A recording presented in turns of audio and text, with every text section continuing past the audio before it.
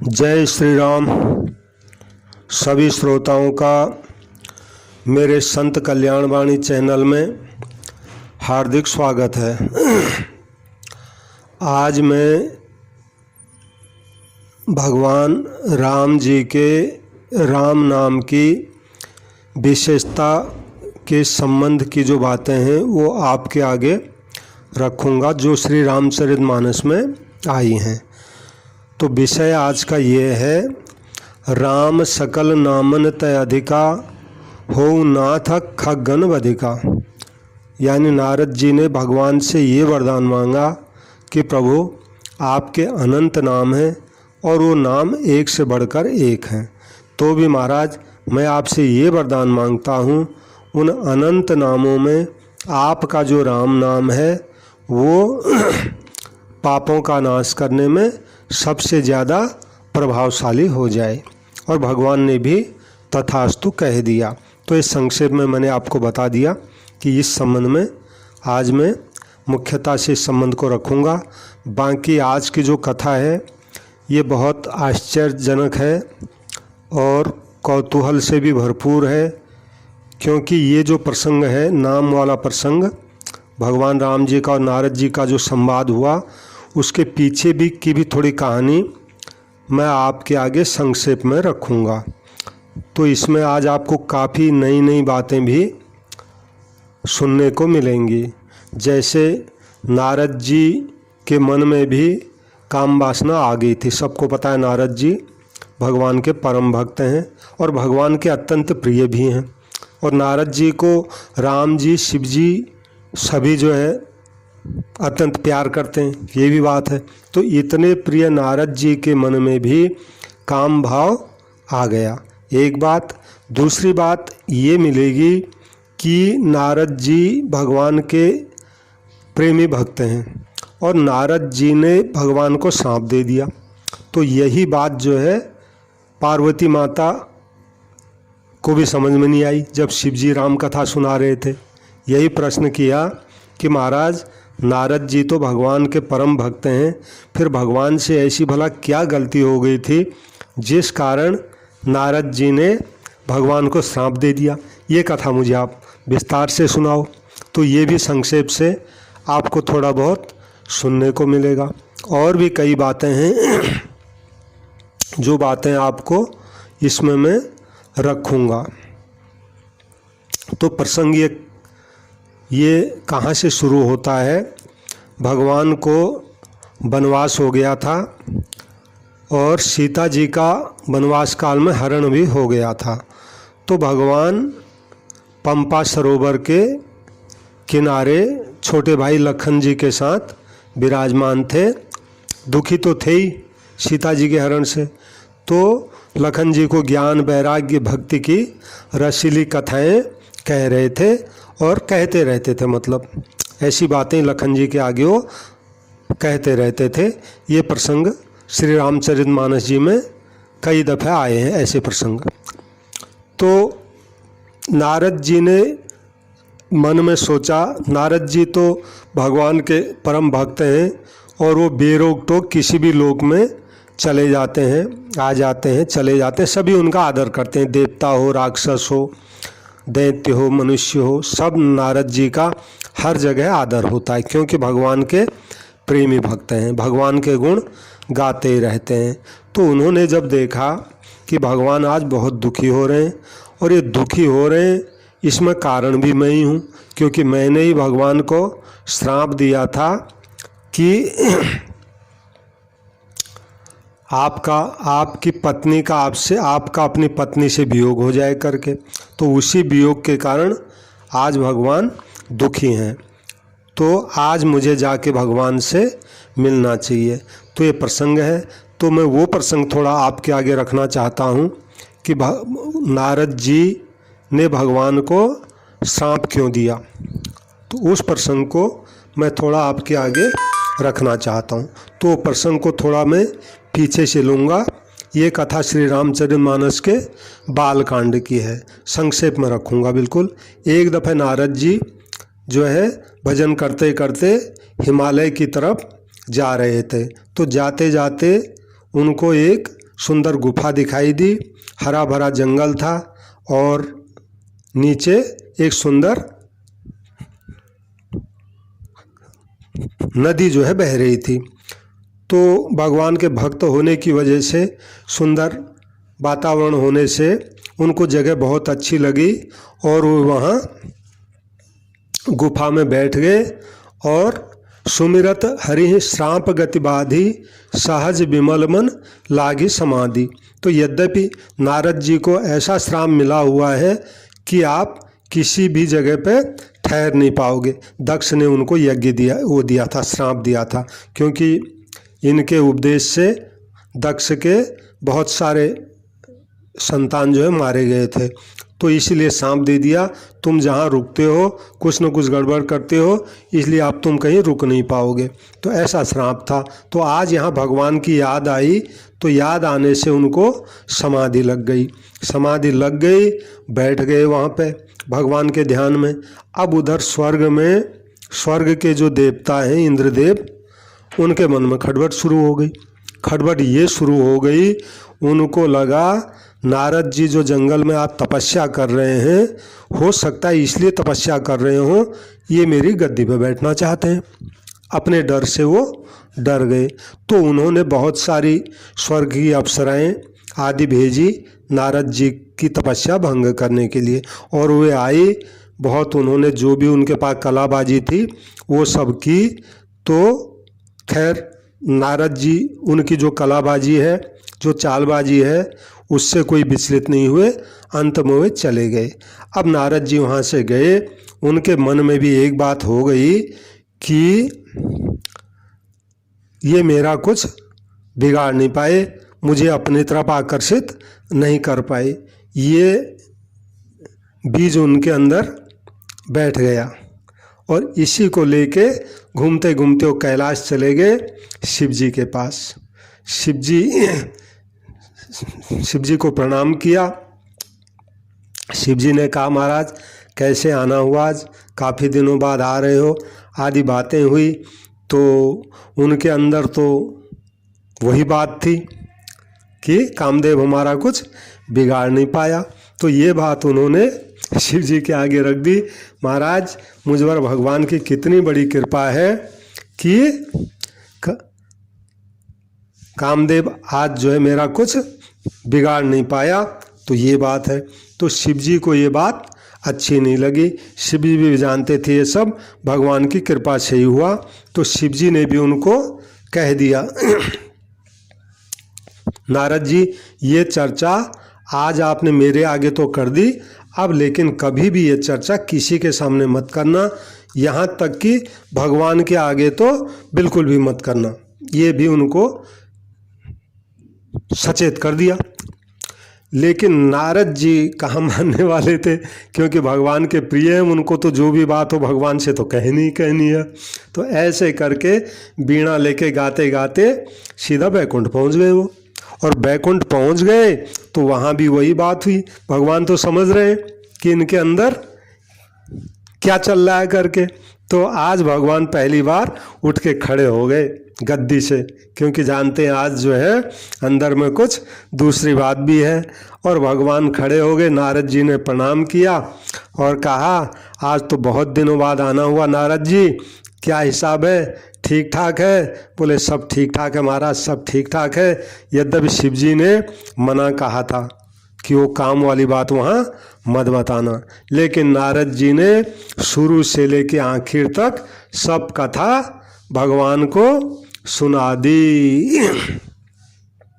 अब महाराज अति प्रचंड रघुपति के माया, जो न मोहवश को जग जाया। श्री रघुनाथ जी की जो माया है बड़ी ही प्रचंड बलवान है। जगत में भला ऐसा कौन है जो जिसको माया मोहित न कर दे। तो ये सब कथा जब नारद जी ने सुनाई तो भगवान ने भी कहा, रूख बदन कर वचन मृदु, बोले श्री भगवान, तुमरे सुमिरन ते मिटही, मोर मोह मार मदमान।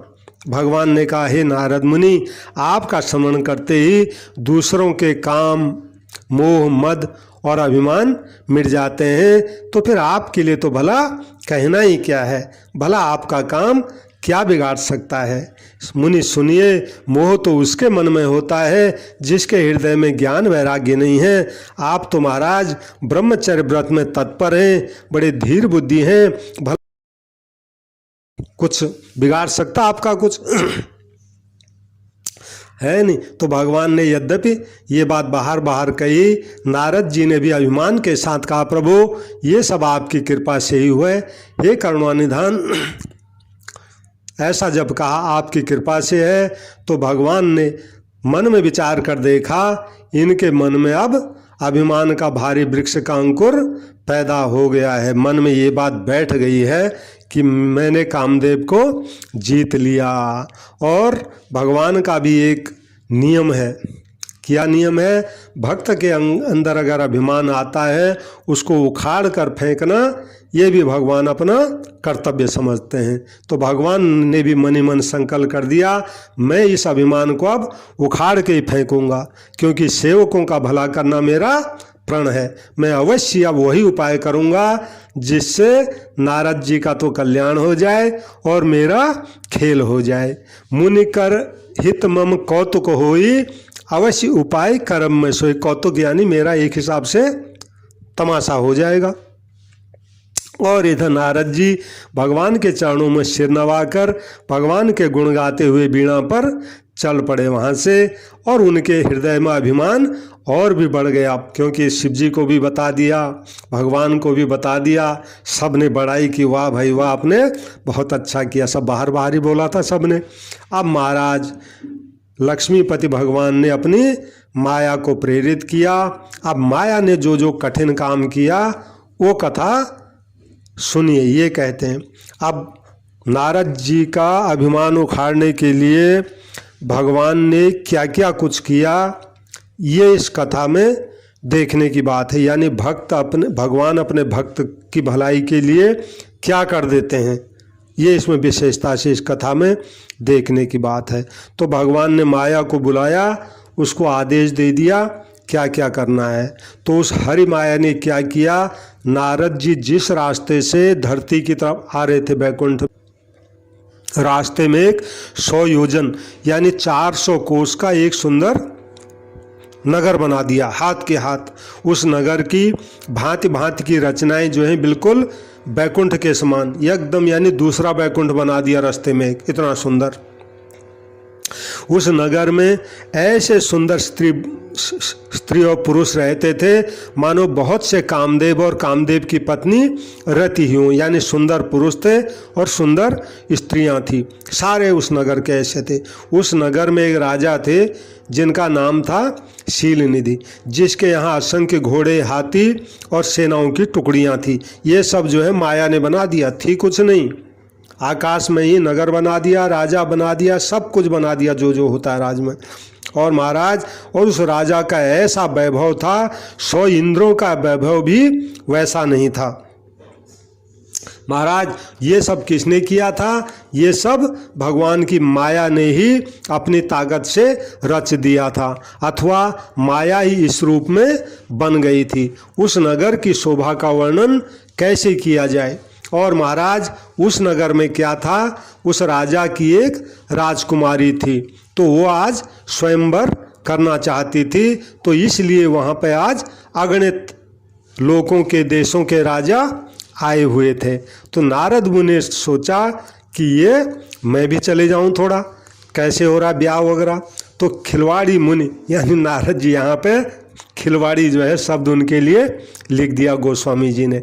खिलवाड़ी मुनि नारद जी उस नगर में गए और नगरवासियों से उन्होंने पूछा कि क्या बात है, इतनी भीड़ भाड़ कैसे है। तो सब समाचार सुनकर वे भी राजा के महल में चले गए। राजा ने नारद जी की पूजा करके उनको आसन पर बैठाया। तब राजा ने अपनी राजकुमारी को लाकर नारद जी को दिखा दिया और कहा, महाराज ये बताइए, अपने हृदय में विचार करके इसके गुण दोष क्या क्या हैं ये आप बताइए। तो तुलसीदास जी ने चौपाई लिखी है, जब उस कन्या को नारद जी ने देखा तो देख रूप मुनि बिरत बिसारी, बड़ी बार लगी रहे निहारी। उस कन्या के रूप को देखकर नारद मुनि अपना वैराग्य भूल गए और बड़ी देर तक उसकी ओर देखते ही रह गए, यानी देखते ही रह गए, ताकते ही रह गए। और उसके लक्षण देखकर मुनि अपने आप को भी भूल गए और हृदय में हर्षित हुए, लेकिन बाहर प्रकट रूप में उन्होंने उन लक्षणों को नहीं कहा और सब लक्षणों को विचार कर मुनि ने अपने हृदय में रख दिया और राजा को अपनी तरफ से कुछ बनाकर कह दिया। और राजा से लड़की के सुलक्षण कहकर नारद जी वहाँ से अब चल दिए वहाँ से भी। पर उसके मन में अब नारद जी के मन में एक बात ये आई कि अब तो मैं सोच विचार कर वही उपाय करूं जिससे ये कन्या मुझे मिल जाए, यानी मैं भी इस जहां राजा बैठे हैं विवाह के लिए उस सभा में बैठूं तो ये राजा की कन्या मेरे गले में ही वरमाला डाल दे, ऐसा मुझे अब कुछ उपाय करना चाहिए। अब लेकिन अब विवाह आज ही होना है, अब मैं सुंदर रूप पाने के लिए अगर तपस्या करूं तो इतना समय भी आज है नहीं। अब इसलिए मन में सोचने लगे, हे विधि मिलई कवन विधि वाला, हे विधाता अब ये बताइए ये कन्या भला मुझे कैसे मिलेगी, क्योंकि इस समय तो बड़े सुंदर रूप की आवश्यकता है जिसको देखकर राजकुमारी मुझ पर रीझ जाए और जयमाला मेरे गले में डाल दे। अब मैं एक काम करूं, क्योंकि इस समय तपस्या का समय है नहीं अब, इसलिए भगवान के पास जाऊं और उनसे उनकी सुंदरता मांग लूं। लेकिन करूं क्या, वहां जाने में भी बहुत देर लग जाएगी।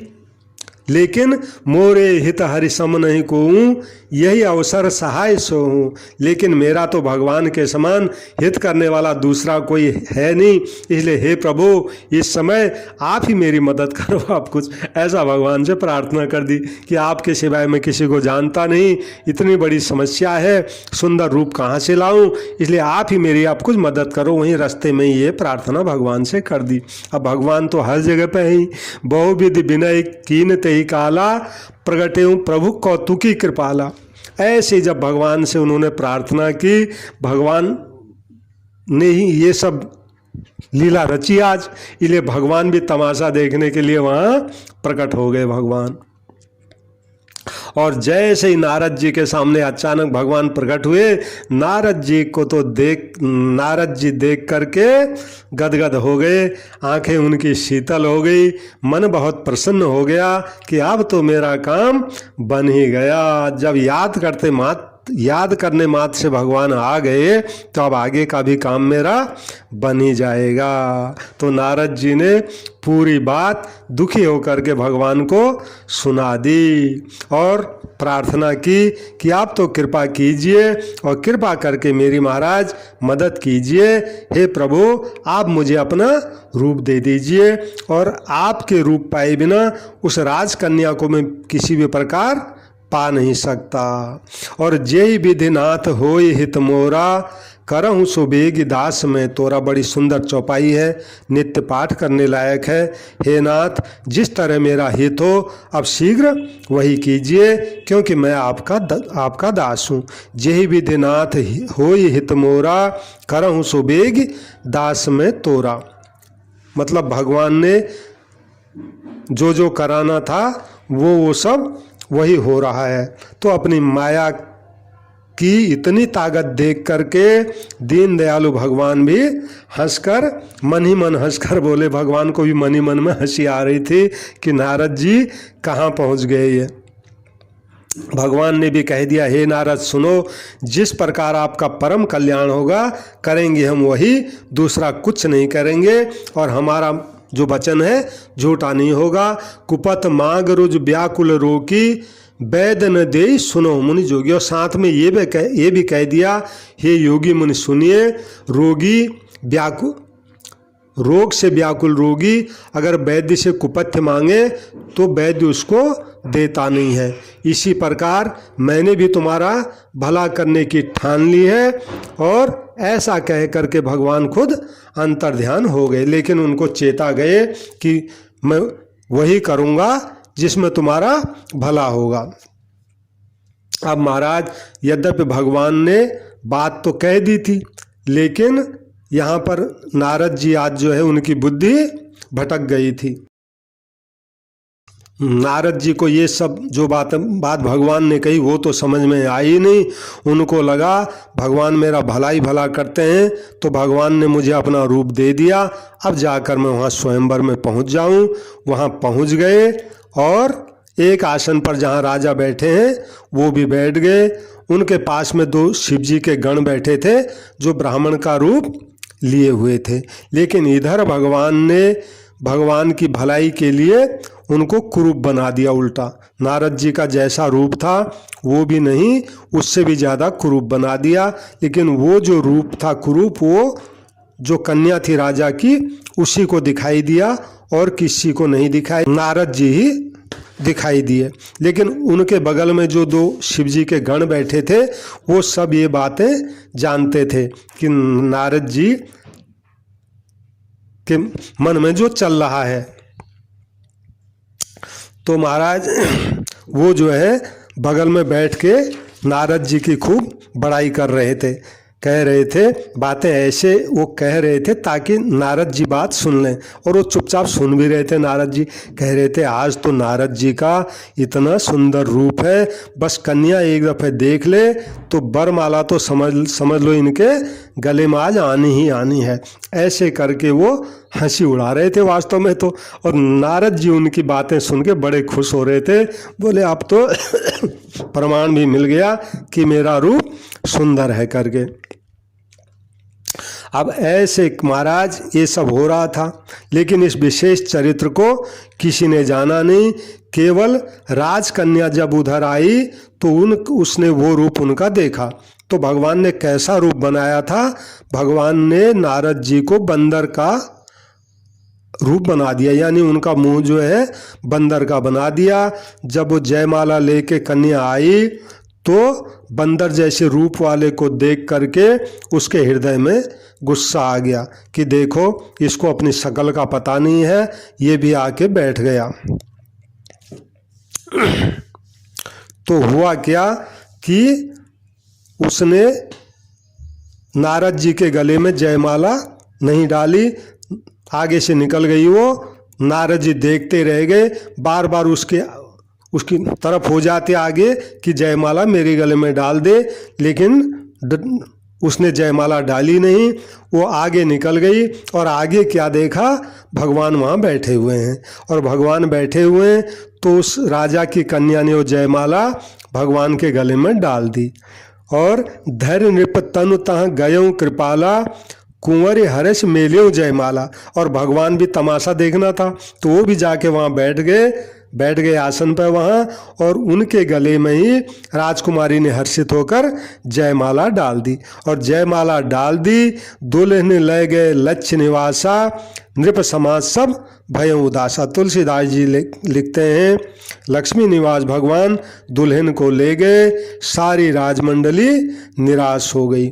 अब तो महाराज हाथ से राजकन्या को गई हुई देख करके नारद जी की बुद्धि नष्ट हो गई, बहुत ही विकल हो गए, मानो गांठ से छूटकर मणि गिर गई हो। शिव जी के गणों ने नारद जी को कहा महाराज आप दुखी हो रहे हो, पहले थोड़ा अपना मुंह तो देख लो दर्पण में।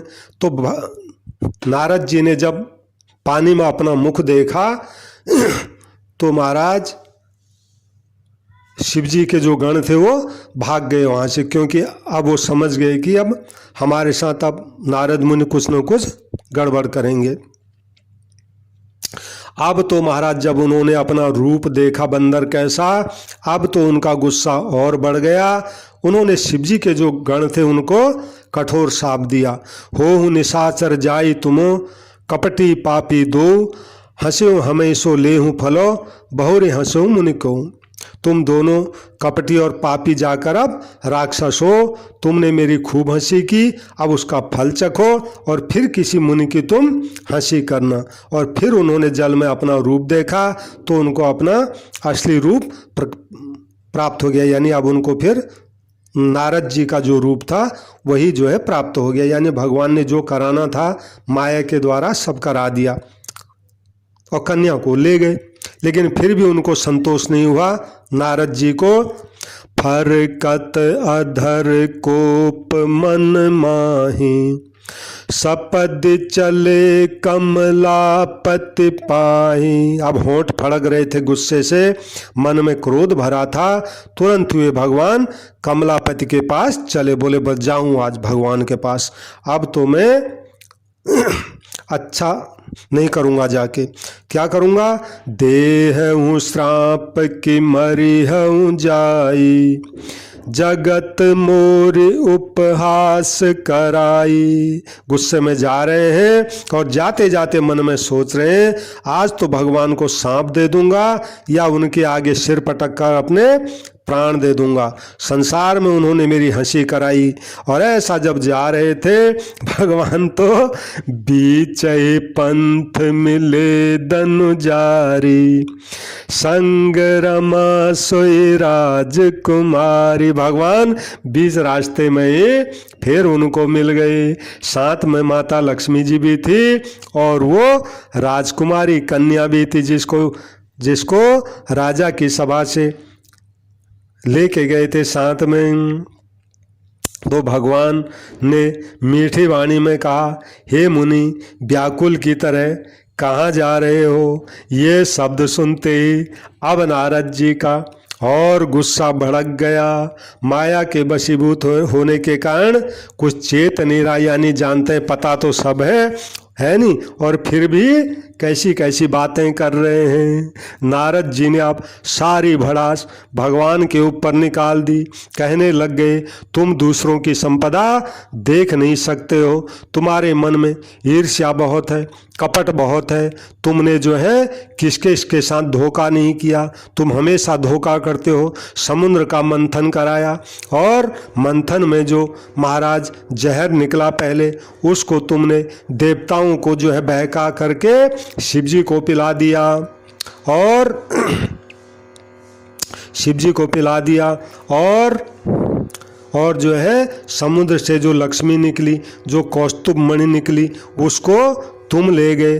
तुम बड़े धोखेबाज हो, तुम बड़े मतलबी हो, तुम सदा कपट का ही व्यवहार करते हो। तुमने क्या क्या कपट नहीं किया। बाली और सुग्रीव के दो भाइयों का आपसी झगड़ा था, तुमको बीच में पड़ने की क्या ज़रूरत थी? एक भाई को मरवा दिया, एक को अपना भक्त बना दिया। उधर शूर्पणखा आई थी बेचारी, अरे ब्याह नहीं करना था तो कोई बात नहीं, लेकिन बेचारी की नाक कान काट के उसको कुरूप बना दिया। एक भी काम तुमने आज तक अच्छा नहीं किया। इसका कारण क्या है? कारण यही है, परम स्वतंत्र न सिर पर कोई, भावई मन ही करो तुम सोई। तुम परम स्वतंत्र हो, तुम्हारे सिर पर तुमसे बड़ा, तुमसे ऊपर कोई है नहीं, इसलिए तुम्हारे मन को जो भाता हो तुम वही करते हो। भले को बुरा कर देते हो और बुरे को भला कर देते हो, फिर भी अपने मन में अच्छे बुरे का कुछ विचार ही नहीं करते हो। सबको ठग ठग कर तुम परख गए हो और तुम अब अत्यंत निडर हो गए हो। इसलिए ठगने के काम में तुम्हारे मन में सदा उत्साह रहता है। डहक पर चेऊ सब काहू, अति असंक मन सदा उछाहू। कर्म शुभा शुभ तुम ही न बाधा, अब लगे तुम ही काहू नहीं साधा। महाराज शुभ और अशुभ कर्म तुम्हें बाधा नहीं देते, यानी तुम शुभ अशुभ जो करते हो उसका तुम्हें पाप पुण्य कुछ भी नहीं लगता है। अब तक तुमको किसी ने ठीक नहीं किया, लेकिन अब भले भवन अब बायन दीना, पावहुंगे फल आपन कीना। लेकिन आज तुमने अच्छे घर बना दिया, यानी आज जो तुमने छेड़खानी की है वो मेरे जैसे जबरदस्त आदमी के साथ की है। अब तुम बच नहीं पाओगे, अब तुम अपने किए का फल अवश्य पाओगे। अब मैं आपको श्राप देता हूँ, ये श्राप देता हूँ, जिस शरीर को धारण करके तुमने मुझे ठगा है, तुम भी वही शरीर धारण करो, और ये मेरा श्राप है, यानी तुम भी आप मनुष्य बनो, तुमको भी मनुष्य बनना पड़ेगा। और दूसरा ये है कि तुमने हमारा रूप बंदर कैसा बना दिया था, अब इससे मैं भी आपको ये श्राप देता हूँ, जिन बंदरों को आपने कुरूप समझा, किसी काम का नहीं समझा, जब तुम भारी विपत्ति में होंगे वही बंदर तुम्हारी मदद करेंगे। और जिस स्त्री को मैं चाहता था उससे तुमने मेरा वियोग करा दिया, तुमने मेरा बहुत बड़ा अहित किया है, इससे तुम भी अब अपनी स्त्री के वियोग में एक दिन दुखी होगे। तो ऐसा नारद जी ने श्राप दे दिया भगवान को गुस्से में आकर के, और नारद जी के दिए श्राप को सिर पर चढ़ा करके हृदय में हर्षित होते हुए भगवान ने नारद जी से बहुत विनती की, और कृपा निधान भगवान ने अब अपनी माया की जो प्रबलता है वो खींच ली, यानी जो माया को आज्ञा दी थी, यहाँ तक करने की आज्ञा दी थी, यहाँ तक माया ने सब कर दिया। अब माया को भगवान ने खींच लिया, यानी अब कुछ नहीं करना, माया हटा दी नारद जी के ऊपर से। और जैसे ही माया हटाई तो क्या हुआ, जब हरि माया दूर निवारी, नहीं तहाँ रमा न राजकुमारी। जब भगवान ने अपनी माया को हटा लिया, नारद जी क्या देखते हैं, न तो वहाँ माता लक्ष्मी जी हैं, न वो राजकुमारी है जिनको भगवान ले गए थे, अथवा तो जिनके साथ नारद जी अपना विवाह करना चाहते थे। अब तो नारद जी बहुत भयभीत हो गए, बहुत दुखी हो गए। तब मुनि अति सभीत हरि चरना, गहे पाहि प्रणतारति हरना। अब तो नारद मुनि अत्यंत भयभीत हो गए और भगवान के श्री चरणों में गिर पड़े, दोनों हाथों से चरण पकड़ लिए, कहने लगे, हे शरणागत के दुखों को हरने वाले प्रभु, हे नाथ मेरी रक्षा कीजिए, मेरी रक्षा कीजिए। हे कृपालु, मैंने जो आपको सांप दिया वो सब झूठा हो जाए। हे दीनों पर दया करने वाले, मैंने जो कहा वो सब झूठा हो जाए। तब भगवान ने कहा, नारद तुम्हारी कोई गलती नहीं है, जो कुछ भी हुआ है सब मेरी इच्छा से हुआ है। नारद मुनि ने कहा, हे प्रभु, मैंने तो आपको नहीं कहने जैसे बहुत खोटे खोटे बुरे वचन कहे हैं, इसका तो मुझे बड़ा भयंकर पाप लग गया, ये पाप अब मेरे कैसे मिटेंगे।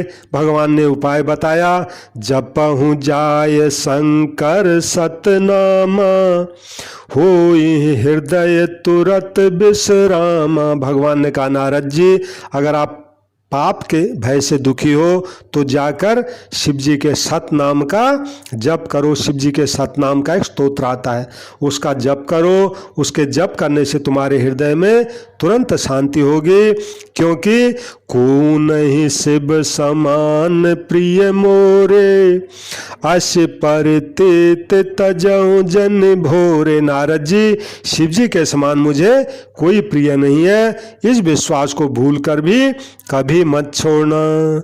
जेहि पर कृपा न करहि विपुरारी, सोन पाव मुनि भगति हमारी। नारद जी, जिस पर शिव जी कृपा नहीं करते वो मेरी भक्ति नहीं पाता। ऐसा हृदय में विचार करके अब तुम जो है पृथ्वी पर जाकर विचरो, अब मेरी माया कभी भी तुम्हारे निकट नहीं आएगी। अस उर धरि मही विचरऊं जाई, अब न तुम्हें माया नियर आई। इस प्रकार बहुत प्रकार से नारद मुनि को समझा बुझाकर भरोसा देकर भगवान वहाँ से फिर अंतर ध्यान हो गए। बहुविधि मुनि प्रबोधि प्रभु तब भय अंतर्धान, सत्य लोग नारद चले करत राम गुणगान। भगवान अंतर ध्यान हो गए।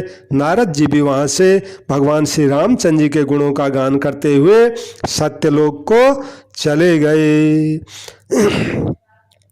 अब मैं आपको वो प्रसंग सुनाने जा रहा हूँ जब इसी श्राप के कारण भगवान को दुखी देखकर नारद जी पंपा सरोवर के पास गए थे। वहाँ पर भगवान ने जो बातचीत की वो मैं अब आपके आगे रखने जा रहा हूँ। तो भगवान को आज इतना दुखी देख करके नारद जी के मन में बहुत सोच हुआ। वे विचार करने लग गए कि मेरे ही सांप को स्वीकार करके आज राम जी नाना प्रकार के दुख उठा रहे हैं। ऐसे भक्तवत्सल प्रभु के पास जाकर मैं उनको देखूं, क्योंकि फिर ऐसा अवसर नहीं बन पाएगा। ऐसा विचार करके नारद जी वहाँ आ गए जहाँ भगवान सुखपूर्वक बैठे हुए थे। गावत राम चरित्र मृदुबानी, प्रेम सहित बहुभांति बखानी।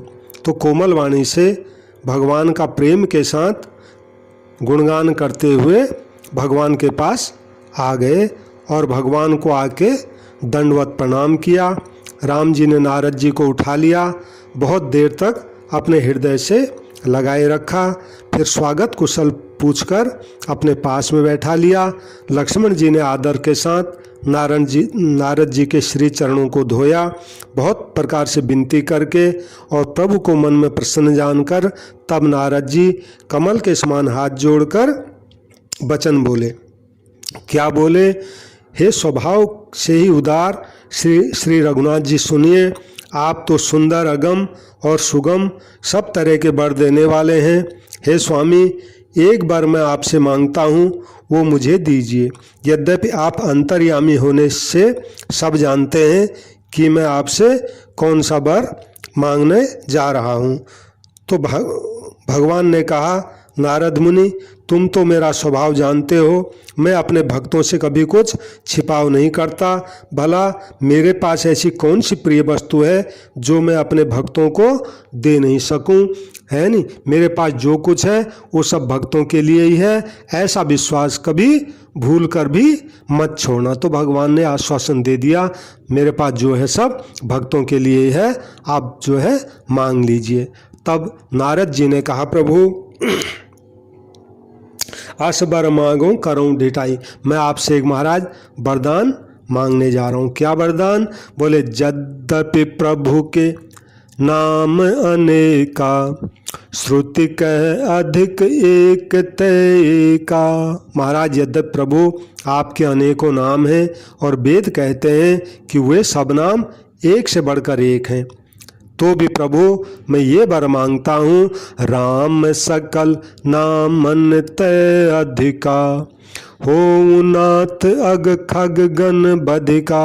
हे नाथ, मैं ये वरदान मांगना चाहता हूँ, अनंत नामों में जो राम नाम है आपका, वो राम नाम सब नामों से बढ़कर हो और पाप रूपी पक्षियों के समूह को मारने के लिए वो बधिक के समान हो।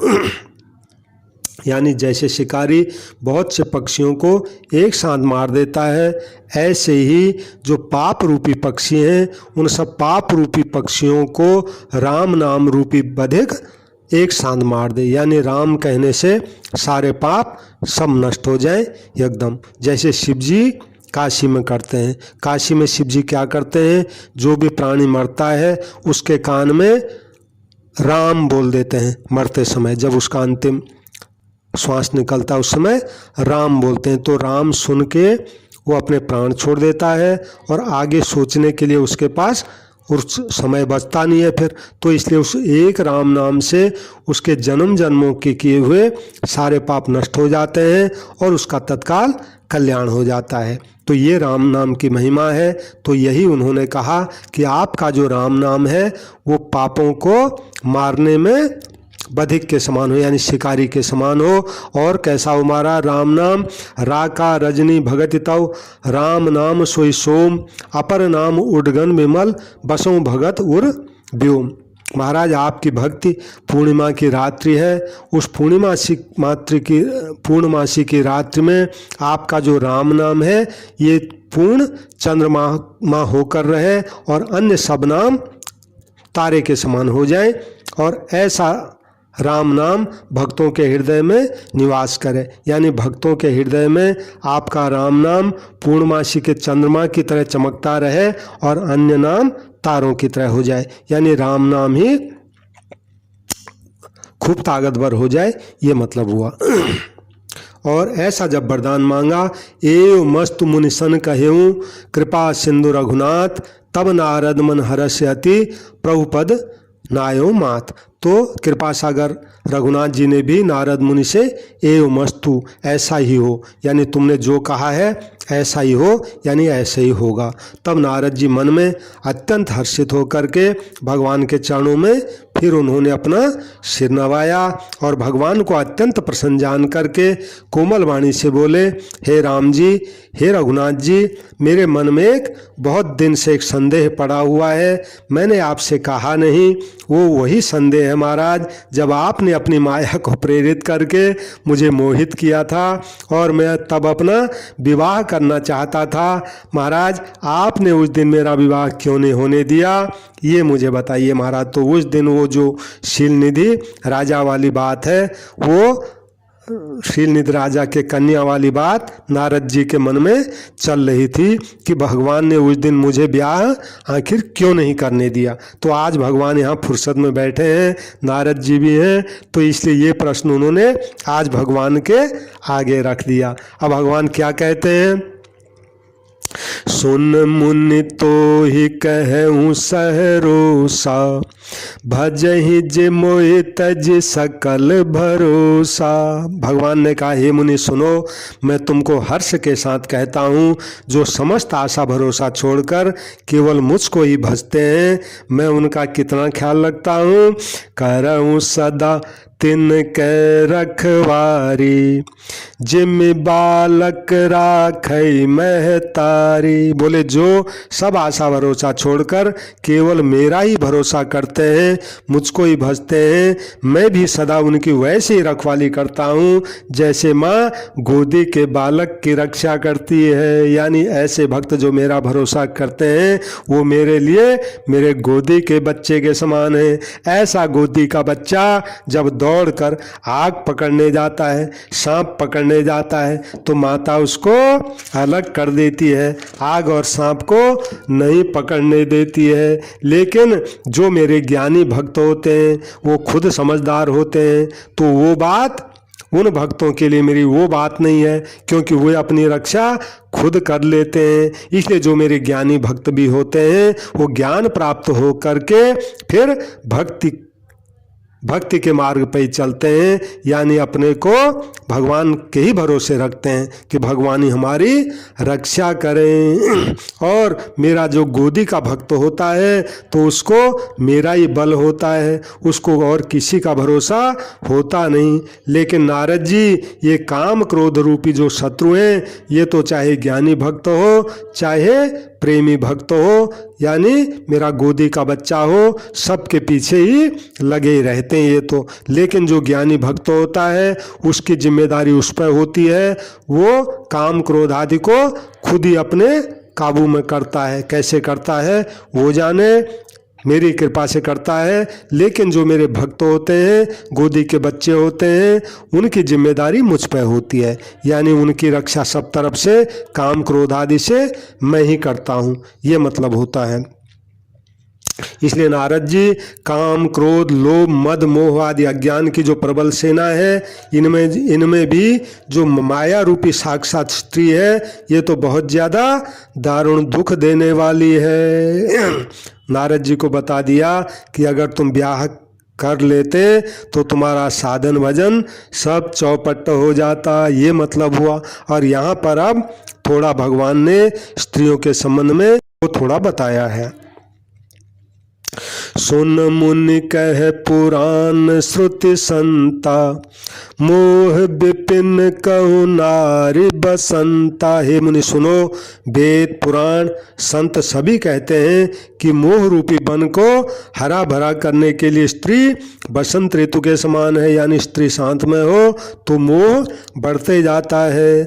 और जप तप नेम जलाश्रय झारी, होई ग्रीसम सो सई सब नारी। नारद जी, जप तप नियम रूपी संपूर्ण जल के स्थानों को ये स्त्री ग्रीष्म ऋतु होकर सब सोख लेती है, यानी ये गर्मी की तरह है जल के लिए। जैसे गर्मी में जल सूख जाता है, ऐसे स्त्री साथ में रहे तो जप तप नियम सब जो है स्वाहा हो जाता है। और काम क्रोध मद मत्सर भेका, इन्हीं हरस प्रद हर बरसाए का। काम क्रोध मद आदि ये सब मेढक है, वर्षा ऋतु होकर इनको हर्ष प्रदान करने वाली ये स्त्री ही है। और बुरी वासनाएं कुमुदों के समूह हैं, और ये सदैव उनको सुख देने वाली शरद ऋतु के समान है। धर्म सकल सरसी रूह वृंदा, होई हिम्मति नहीं दहै सुख मंदा। और समस्त जो धर्म है वो कमलों के झुंड हैं, और ये विषय जन्य सुख देने वाली स्त्री हिम ऋतु होकर के उस कमलों के झुंड को जला डालती है। फिर ममता रूपी जवास का समूह यानी वन स्त्री रूपी शिशिर ऋतु पाकर हरा भरा हो जाता है। और पाप रूपी उल्लुओं के समूह के लिए स्त्री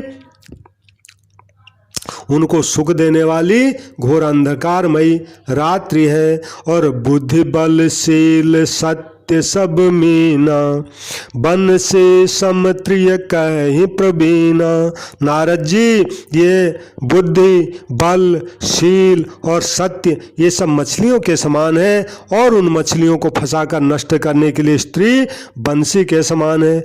चतुर पुरुष ऐसा करते हैं। इसलिए नारद जी, अब तो आप समझ गए होंगे मैंने उस दिन आपको विवाह क्यों नहीं करने दिया। अवगुण मूल शूल प्रदो, प्रमदा सब दुख खान, ताते कीन निवारणो, मुनि में यह जिय जान।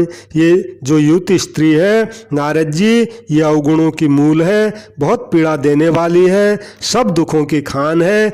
इसी बात को अपने हृदय में जान करके हे मेरे प्यारे नारद मुनि, मैंने उस दिन तुमको विवाह करने से रोका था। तो भगवान नारद जी का भगवान ने आज शंका समाधान कर दिया कि नारद जी, अब आप समझ गए होंगे मैंने उस दिन आपको विवाह क्यों नहीं करने दिया। तब ऐसी जब अपने ऊपर भगवान की कृपा देखी कि भगवान की मुझ पर कितनी कृपा, तो नारद जी गदगद हो गए। सुनि रघुपति के बचन सुहाए, मुनि तन पुलक नयन भरी आए। महाराज, अब तो भगवान के सुंदर वचन सुन करके नारद जी का शरीर पुलकित हो गया, आंखों में प्रेम के आंसू भर आए। मन ही मन सोचने लगे, कहो भला किस भगवान की ऐसी रीति है जिसके अपने सेवक पर इतना प्रेम हो, इतनी ममता हो। मैं तो ये कहता हूँ, जे न भजई अस प्रभु रम त्यागी, ज्ञान रंक नर मंदा भागी। जो मनुष्य ब्रह्म को त्याग कर ऐसे सुंदर स्वभाव भगवान का भजन नहीं करते, वे ज्ञान के कंगाल हैं, दुर्बुद्धि हैं और अभागे हैं। फिर नारद मुनि आदर सहित बोले, हे ज्ञान विशारद राम जी सुनिए। महाराज, अब मैं आपके श्रीमुख से आपके जो प्यारे संत हैं उनके लक्षण सुनना चाहता हूँ। संतन के लक्षण रघुबीरा, कहूँ नाथ भव भंजन भीरा। भगवान ने कहा, नारद मुनि सुनो, सुन मुनि संतन के गुण कहूँ, जिन तय मैं उनके बस रहूँ। भगवान ने कहा, नारद मुनि सुनो, मैं संतों के गुणों को कहता हूँ, जिन गुणों के कारण मैं उनके बस में रहता हूँ, यानी उनके इतने सुंदर गुण हैं, मैं उनके बस में हो जाता हूँ। क्या क्या गुण हैं? कुछ गुण भगवान ने यहाँ गिनाए हैं। सट विकार जित अनघ अकामा, अचल अकिंचन सुच सुख धामा, अमित बोध अनिहमित भोगी, सत्य सार कवि को विद जोगी। वे संत महात्मा नारद जी काम, क्रोध, लोभ, मोह, मद और मत्सर, ये जो 6 विकार हैं, इन छह दोषों को जीते हुए होते हैं, पाप रहित होते हैं, कामना रहित होते हैं, स्थिर बुद्धि होते हैं, सर्व त्यागी होते हैं, बाहर भीतर से पवित्र होते हैं, सुखों के धाम होते हैं, असीम ज्ञानवान होते हैं, इच्छा रहित होते हैं, मिताहारी होते हैं, सत्यनिष्ठ, कवि, विद्वान और योगी होते हैं, हमेशा सावधान रहते हैं, दूसरों का खूब मान आदर करते हैं और अभिमान उनमें बिल्कुल नहीं रहता, धैर्यवान होते हैं, धर्म के ज्ञान और आचरण में अत्यंत निपुण होते हैं, गुनागार संसार दुख रहित विगत संदेह, तज मम चरण सरोज प्रिय, तिन कहाँ देहन गे। और वे गुणों के घर होते हैं, संसार के दुखों से रहित होते हैं, संदेहों से सर्वथा छूटे होते हैं, उनके मन में कोई भी संदेह नहीं होता है। और मेरे चरण कमलों को छोड़कर उनको न अपना शरीर अच्छा लगता है, न उनको अपना घर ही अच्छा लगता है।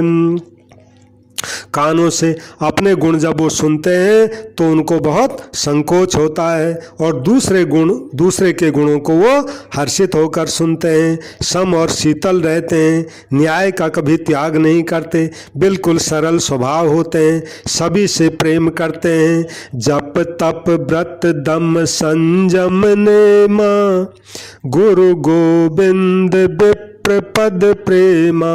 वे जप तप व्रत दम संयम और नियम में हमेशा रत रहते हैं, गुरु गोविंद तथा ब्राह्मण के चरणों में प्रेम करते हैं। नारद जी उनमें श्रद्धा, क्षमा, मैत्री, दया, मुदिता यानी प्रसन्नता और मेरे चरणों में निष्कपट प्रेम होता है।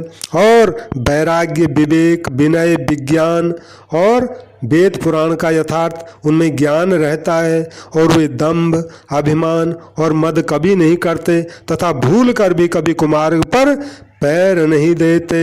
भूल न देहि कुमार्ग पाऊं, गलती से भी उनका कुमार्ग पर कभी पैर नहीं पड़ता। और गावहि सुनहि सदा मम लीला, हेतु रहित परहित रतशीला। और संत महात्मा सदा मेरी लीलाओं को गाते रहते हैं, सुनते रहते हैं और बिना ही कारण रात दिन दूसरे की भलाई में लगे रहने वाले होते हैं। हे मुनि सुनो, संतों के जितने गुण हैं उनको तो सरस्वती और वेद भी नहीं कह सकते, भला मैं कैसे कह सकता हूँ। कही सकन सारद शेष नारद, सुनत पद पंकज गहे। अस दीन बंधु कृपाल, अपने भगत गुण निज मुख कहे। सिर नाई बारहि बार चरण, ब्रह्मपुर नारद गए। ते धन्य तुलसी दास आस बिहाई, जे हरि रंग रहे। ते धन्य तुलसी दास आस बिहाई, जे हरि रंग रहे। तो भगवान ने कहा, नारद जी, संत महात्माओं की मैं क्या गुणों की कथा कहूँ, शेष और शारदा भी उनके अच्छे अच्छे गुणों की पूरी कथा नहीं कह सकते। ये भगवान के श्रीमुख से सुनते ही नारद जी ने भगवान रामचंद्र जी के चरण कमल पकड़ लिए। दीन बंधु कृपालु प्रभु ने इस प्रकार अपने श्रीमुख से नारद जी को अपने भक्तों के गुण कहे। भगवान के श्री चरणों में बारंबार सिर नवा करके नारद जी भगवान का गुणगान गाते हुए अपनी वीणा पर ब्रह्मलोक को चले गए। तुलसीदास जी कहते हैं, वे पुरुष धन्य हैं जो सब आशा भरोसा छोड़कर केवल हरि के रंग में रंग गए हैं, यानी संत महात्माओं की तरह रात दिन राम गुण गाते रहते हैं और सुनते रहते हैं। अंत में कहते हैं, राव नारी जसु पावनो, गावहि सुनहि जे लोग। राम भगत दृढ़ पावहि, बिनु विराग जप जोग। तुलसीदास जी कहते हैं, जो लोग रावण के शत्रु यानी भगवान श्री रामचंद्र जी का पवित्र यश गाएंगे और सुनेंगे, वे वैराग्य जप और योग के बिना ही राम जी की दृढ़ भक्ति पावेंगे। यानी भगवान की कथा, लीला, गुण ये सुनना गाना ये सब इतना फायदेमंद है कि इसमें बिना वैराग्य जप और योग को भी भक्ति मिल जाती है। यानी भगवान के गुण गाना सुनना, इसमें सब कुछ भरा हुआ है। ये सबसे बड़ा पुण्य का काम है, ये मतलब हुआ। अंत में फिर अपने को सचेत करते हैं इसी प्रसंग की कथा के संदर्भ में। दीप शिखा सम जुबति तनो, मन जजनि होश पतंग, भजहि राम तज काम मदो, करहि सदा सत्संग। कहते हैं, अरे तुलसी, अपने मन को युवती स्त्रियों का जो शरीर है वो दीपक की लौ के समान जलाने वाला है। इसलिए अरे मन, तू उस दीपक की लौ का पतंगा मत बन, काम और मत को छोड़कर श्री राम जी का भजन कर और सदा सत्संग किया कर। जय श्री राम, जय श्री राम। सभी श्रोताओं से मेरी विनती है, कृपया मेरे संत कल्याण वाणी चैनल को सब्सक्राइब करें और कथा को लाइक करें और भगवान की कथा का प्रचार हो शेयर करें। शेष संत महात्माओं की जो भी अच्छी बातें, कल्याणकारी बातें होंगी, मैं आपके आगे रखता ही रहूँगा। सबको प्रणाम, सबको राम राम। जय श्री राम, जय श्री राम।